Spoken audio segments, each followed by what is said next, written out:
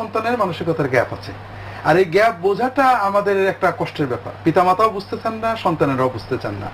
তো এক্ষেত্রে উভয় পক্ষেরই দায়িত্ব আছে। পিতামাতাকেও বুঝতে হবে যে আমার সন্তান আমার চেয়ে 30 বছরের পার্থক্য নিয়ে জন্মগ্রহণ করেছে, কাজে একটা গ্যাপ আছে, তার মানসিকতা বুঝতে হবে আমাকে, আবার সন্তানকেও বুঝতে হবে। তবে এক্ষেত্রে সন্তানের দায়িত্ব হলো সবচেয়ে বেশি, বিশেষ করে পিতামাতা যখন বৃদ্ধ হন। আমাদের বুঝতে হবে যে মানুষ, আল্লাহ কোরআনে বিভিন্ন জায়গায় বলেছেন যে মানুষকে আল্লাহ শিশু বানান, এরপরে শক্তিশালী হয়, এরপরে আবার শিশু হয়ে যায়।